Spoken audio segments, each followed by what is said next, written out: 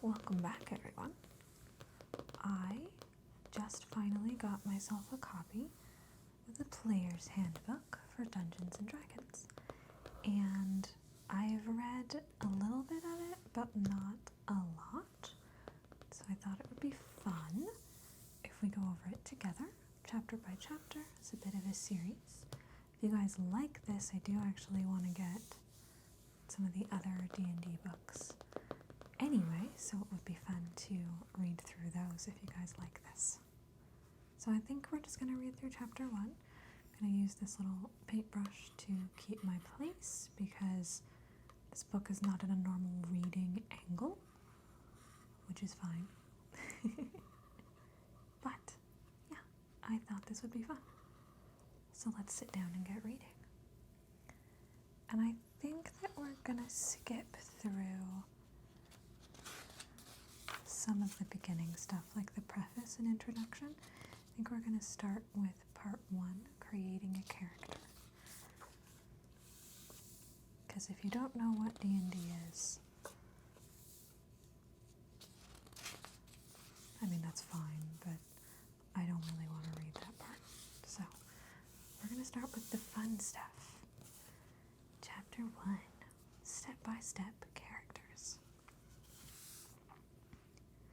Your first step in playing an adventurer in the Dungeons & Dragons game is to imagine and create a character of your own. Your character is a combination of game statistics, role-playing hooks, and your imagination. You choose a race, such as human or halfling, and a class, such as fighter or wizard. You also invent the personality, appearance, and backstory of your character. Once completed, your character serves as your representative in the game, your avatar in the Dungeons & Dragons world. Before you dive into step 1 below, think about the kind of adventurer you want to play. You might be a courageous fighter, a skulking rogue, a fervent cleric, or a flamboyant wizard. Or you might be more interested in an unconventional character, such as a brawny rogue who likes hand-to-hand combat, or a sharpshooter who picks off enemies from afar. Do you like fantasy fiction featuring dwarves or elves? Try building a character of one of those races. Do you want your character to be the toughest adventurer at the table? Consider a class like barbarian or paladin. If you don't know where else to begin, take a look at the illustrations in this book and see what catches your interest. Once you have a character in mind, follow these steps in order, making decisions that reflect the character you want. Your conception of your character might evolve with each choice you make. What's important is that you come to the table with the character you're excited to play. Throughout this chapter, we use the term character sheet to mean whatever you use to track your character, whether it's a formal character sheet like the one at the end of this book, some form of digital record, or a piece of notebook paper. An official D&D character sheet is a fine place to start until you know what information you need and how you use it during the game. So I think building Bruenor, I think what they do is they build a character using the steps that they explain, which I think is a really fun way of doing this. And like I said before, I haven't played D&D yet, but I do watch Critical Role. I've watched Relics and Rarities, and literally all of my coworkers play D&D. So it's not too big of a stretch for me to finally be getting into it. So, building Bruenor. Each step of character creation includes an example of that step with a player named Bob building his dwarf character Bruenor. See, I was right. Step 1. Choose a race. Every character belongs to a race, one of the many intelligent humanoid species in the D&D world. The most common player character races are dwarves, elves, halflings, and humans. Some races also have sub-races, such as mountain dwarf or wood elf. Chapter 2 provides more information about these races, as well as the less widespread races of dragonborn, gnomes, half-elves, half-orcs, and tieflings. The race you choose contributes to your character's identity in an important way by establishing a general appearance and the natural talents gained from culture and ancestry. Your character's race grants particular racial traits, such as special senses, proficiency with certain weapons or tools, proficiency in one or more skills, or the ability to use minor spells. These traits sometimes dovetail with the capabilities of certain classes, see Step 2. For example, the racial traits of Lightfoot halflings make them exceptional rogues, and high elves tend to be powerful wizards. Sometimes playing against type can be fun too. Half-orc paladins and mountain dwarf wizards, for example, can be unusual but memorable characters. Your race also increases one or more of your ability scores, which you determine in Step 3. Note these increases and remember to apply them later. Record the traits granted by your race on your character sheet. Be sure to note your starting languages and your base speed as well. Building Bruenor, Step 1. Bob is sitting down to create his character. He decides that a gruff mountain dwarf fits the character he wants to play. He notes all the racial traits of dwarves on his character sheet, including his speed of 25 feet and the languages he knows, Common and Dwarvish. Step 2. Choose a class. Every adventurer is a member of a class. Class broadly describes a character's vocation, what special talents he or she possesses, and the tactics he or she is most likely to employ when exploring a dungeon, fighting monsters, or engaging in a tense negotiation. The character classes are described in Chapter 3, Classes. Your character receives a number of benefits from your choice of class. Many of these benefits are class features, capabilities including spellcasting, that set your character apart from members of other classes. You also gain a number of proficiencies, armor, weapons, skills, saving throws, and sometimes tools. Your proficiencies define many of the things your character can do particularly well, from using certain weapons or telling a convincing lie. On your character sheet, record all the features that your class gives you at first level. Typically, a character starts at first level and advances in level by adventuring and gaining experience points, XP. A first level character is inexperienced in the adventuring world, although he or she might have been a soldier or pirate and done dangerous things before. Starting off at first level marks your character's entry into the adventuring life. If you're already familiar with the game, or if you are joining an existing D&D campaign, your DM might decide to have you begin at a higher level, on the assumption that your character has already survived a few harrowing adventures. Quick build. Each class description in Chapter 3 includes a section offering suggestions to quickly build a character of that class, including how to assign your highest ability scores, a background suitable to the class, and starting spells. So I am making my first, or I just made my first character, I guess. I was making it the other day. So my race is elf, and my class is rogue.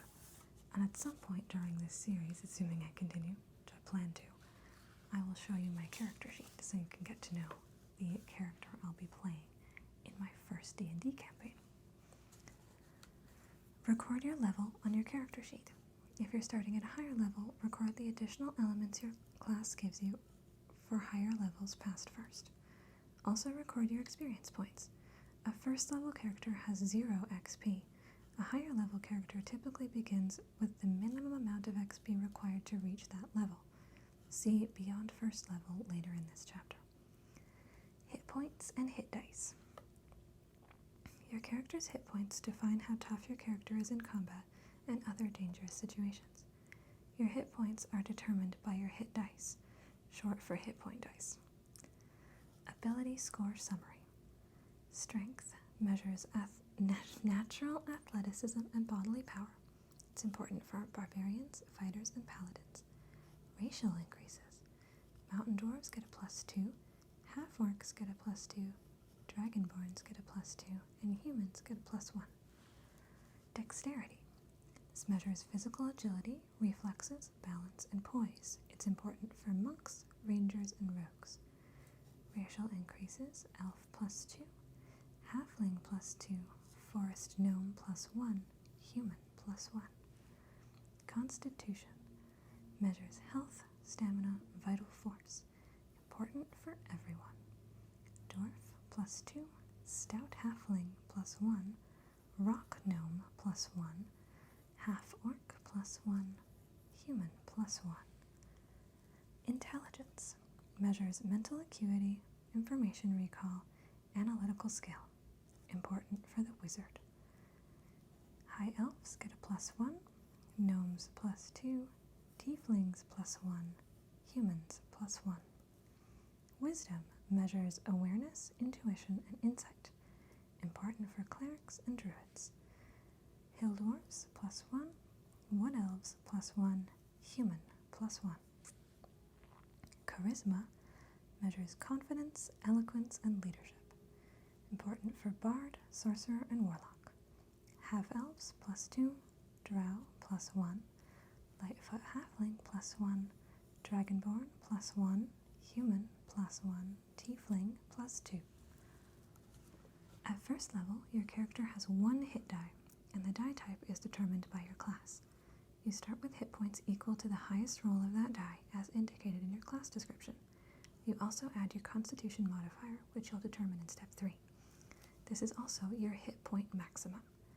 Record your character's hit points on your character sheet. Also record the type of hit die your character uses and the number of hit dice you have. After you rest, you can spend hit dice to regain hit points. See resting in Chapter 8 of Adventuring.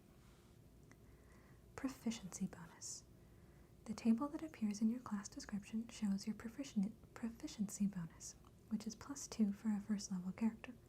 Your proficiency bonus applies to many of the numbers you'll be recording on your character sheet. Attack rolls using weapons you're proficient with, attack rolls with spells you cast, ability checks using skills you're proficient in, ability checks using tools you're proficient with, saving throws you're proficient in, saving throw DCs for spells you cast, explained in each spellcasting class.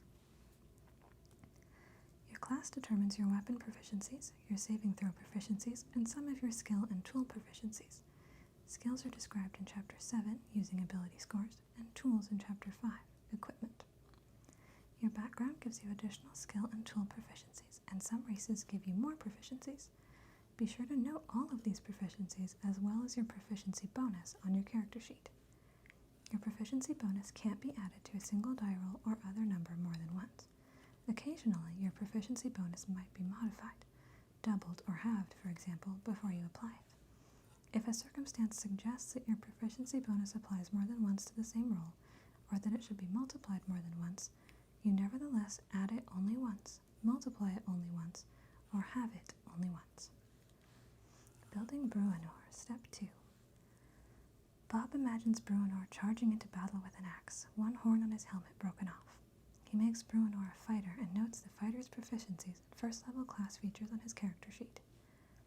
As a first-level fighter, Bruenor has 1 hit die, a d10, and starts with hit points equal to 10 plus his Constitution modifier. Bob notes this and will record the final number after he determines Bruenor's Constitution score. See Step 3. Bob also notes the proficiency bonus for a first-level character, which is +2. Step 3. Determine ability scores. Much of what your character does in the game depends on his or her 6 abilities: Strength, Dexterity, Constitution, Intelligence, Wisdom, and Charisma. Each ability has a score, which is a number you record on your character sheet. The 6 abilities and their use in the game are described in Chapter 7. The ability score summary table provides a quick reference for what qualities are measured by each ability, and what race increases which abilities, and what classes consider each ability particularly important. You generate your character's 6 ability scores randomly. Roll 4 6-sided die and record the total of the highest 3 dice on a piece of scratch paper. Do this 5 more times so that you have 6 numbers. If you want to save time or don't like the idea of randomly determining ability scores, you can use the following scores instead: 15, 14, 13, 12, 10, 8. Now take your 6 numbers and write each number beside one of your character's 6 abilities to assign scores to Strength, Dexterity, Constitution, Intelligence, Wisdom, and Charisma. Afterward, make any changes to your ability scores as a result of your race choice. After assigning your ability scores, determine your ability modifiers using the Ability Scores and Modifiers table. To determine an ability modifier without consulting the table, subtract 10 from the ability score, and then divide the result by 2, round down. Write the modifier next to each of your scores. Building Bruenor, Step 3. Bob decides to use the standard set of scores: 15, 14, 13, 12, 10, 8 for Bruenor's abilities. Since he's a fighter, he puts his highest score, 15, in strength. His next highest, 14, goes in constitution. Bruenor might be a brash fighter, but Bob decides he wants the dwarf to be older, wiser, and a good leader, so he puts decent scores in wisdom and charisma. After applying his racial benefits, increasing Bruenor's constitution by 2 and his strength by 2, Bruenor's ability scores and modifiers look like this. Strength 17 plus 3, Dexterity 10 plus 0, Constitution 16 plus 3, Intelligence 8 minus 1, Wisdom 13 plus 1, Charisma 12 plus 1. Bob fills in Bruenor's final hit points, 10 plus his Constitution modifier of plus 3 for a total of 13 hit points. Variant. Customizing ability scores. At your Dungeon Master's option, you can use this variant for determining your ability scores. The method described here allows you to build a character with a set of ability scores you choose individually. You have 27 points to spend on your ability scores. The cost of each score is shown on the ability score point cost table. For example, a score of 14 costs 7 points. Using this method, 15 is the highest ability score you can end up with before applying racial increases. You can't have a score lower than 8. This method of determining ability scores enables you to create a set of 3 high numbers and 3 low ones. 15, 15, 15, 8, 8, 8. A set of numbers that are above average and nearly equal, 13, 13, 13, 12, 12, 12, or any set of numbers between those extremes. Got a couple of example charts here. Step 4. Describe your character. Once you know the basic game aspects of your character, it's time to flesh him or her out as a person. Your character needs a name. Spend a few minutes thinking about what he or she looks like and how he or she behaves in general terms. Using the information in Chapter 4, Personality and Background, you can flesh out your character's appearance and personality. Choose your character's alignment, the moral compass that guides his or her decisions, and ideals. Chapter 4 also helps you identify the things your character holds most dear, called bonds, and the flaws that could one day undermine him or her. Your character's background describes where he or she came from, his or her original occupation, and the character's place in the D&D world. Your DM might offer additional backgrounds beyond the ones included in Chapter 4, and might be willing to work with you to craft a background that's more precise for your character concept. A background gives your character a background feature, a general benefit, and a proficiency in 2 skills, and it might also give you additional languages or proficiency with certain kinds of tools. Record this information along with the personality information you develop on your character sheet. Your character's abilities. Take your character's ability scores and race into account as you flesh out his or her appearance and personality. A very strong character with low intelligence might think and behave very differently from a very smart character with low strength. For example, high strength usually corresponds with a burly or athletic body, while a character with low strength might be scrawny or plump. A character with high dexterity is probably lithe and slim, while a character with low dexterity might be either gangly and awkward or heavy and thick-fingered. A character with high constitution usually looks healthy, with bright eyes and an abundant energy. A character with low constitution might be sickly or frail. A character with high intelligence might be highly inquisitive and studious, while a character with low intelligence might speak simply and easily forget details.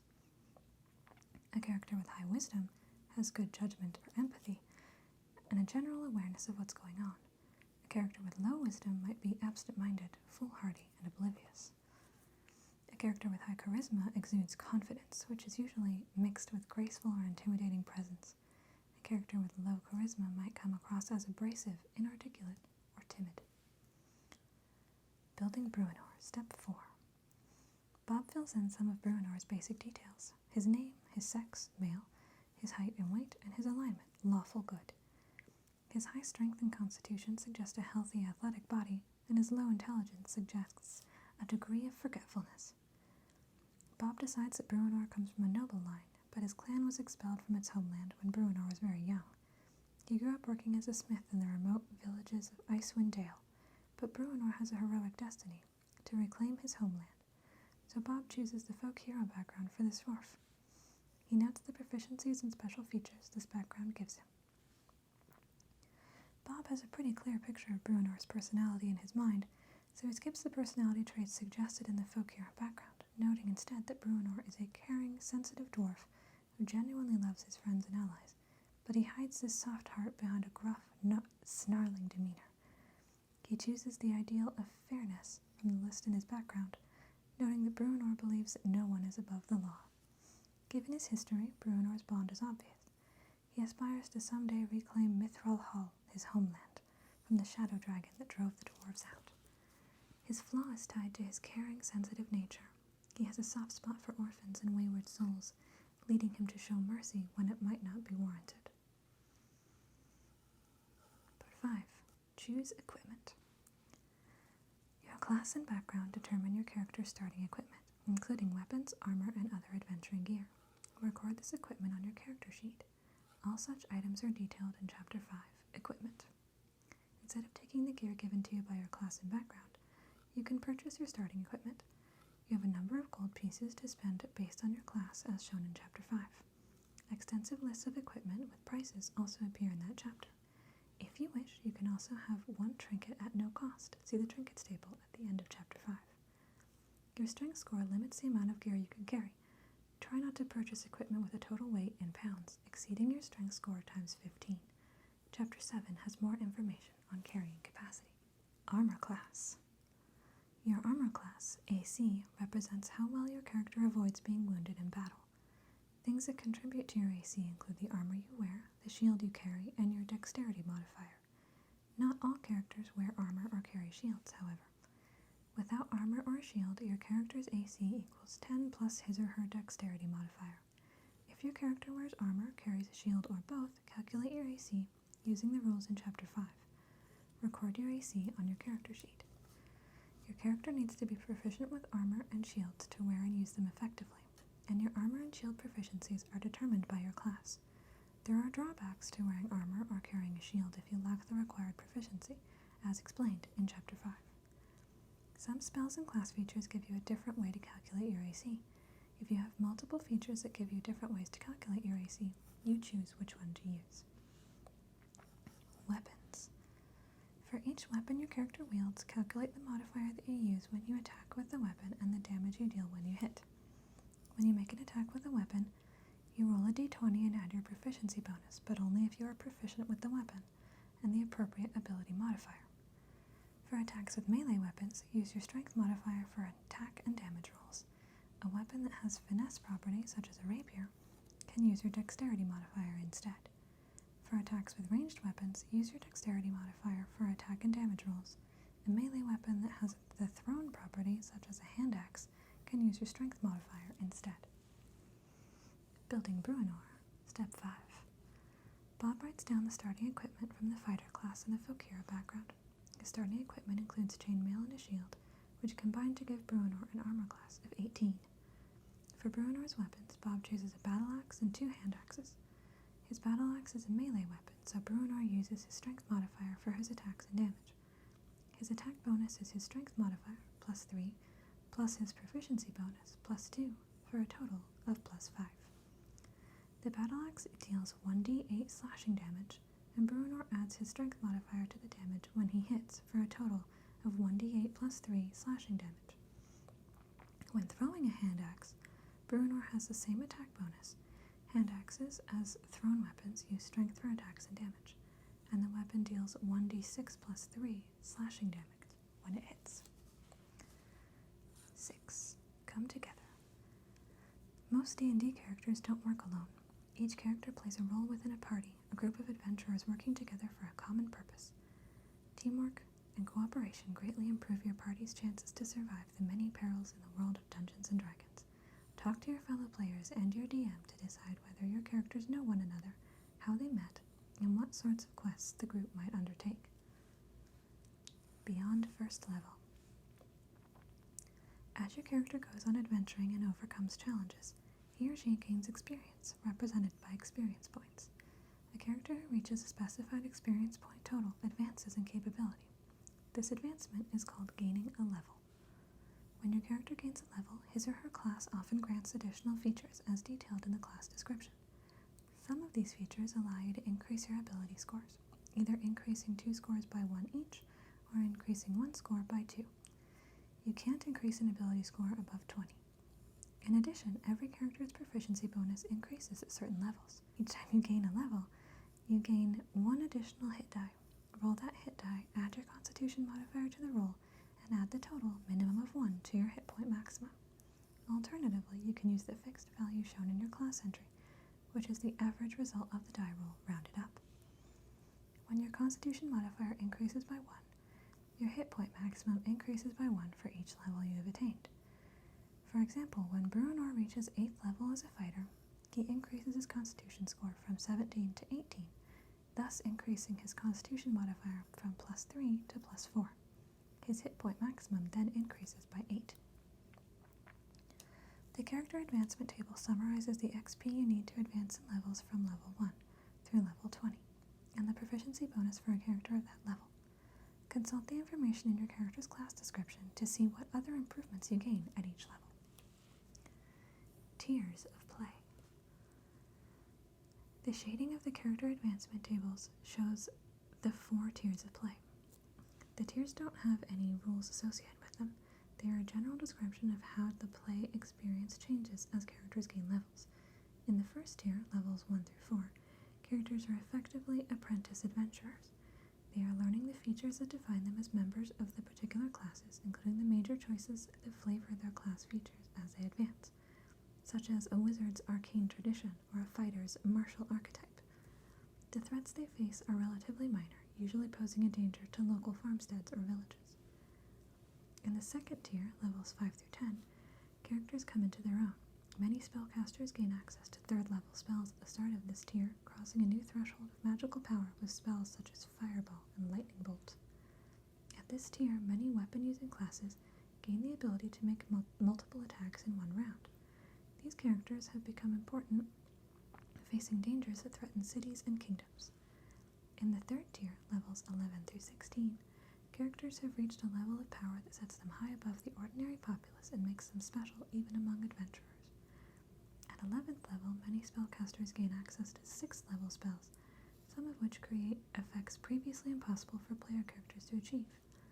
Other characters gain features that allow them to make more attacks or do more impressive things with those attacks.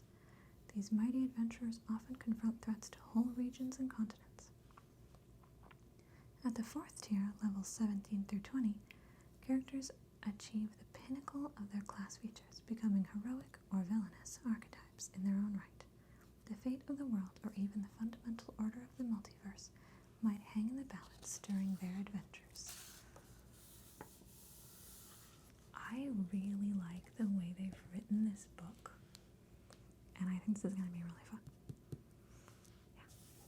So, next time we'll get into chapter 2, which is about races, and my thought is that I'll read through this whole page,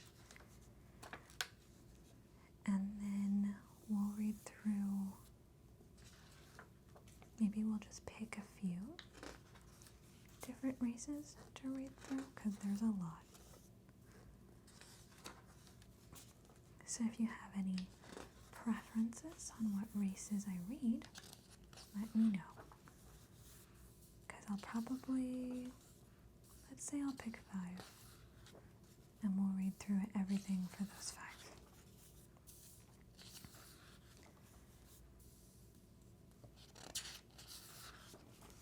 Because it's just a lot. I mean, look at all this. Tieflings. Then we get into classes after that. But yeah, from page 17 to page 43 is the many races in D&D. So my thought is, we'll pick a few, we'll read those, and it'll be nice and relaxing. I hope you guys enjoyed this. I certainly did. I think this book is going to be really helpful for me in the long run to get the hang of what I'm doing and everything that my character can do. So we'll definitely read through all the stuff for my character in particular, since I'm getting ready to play. Thank you guys for watching. I hope you enjoyed, and I will see you next week with a whole new video. Bye!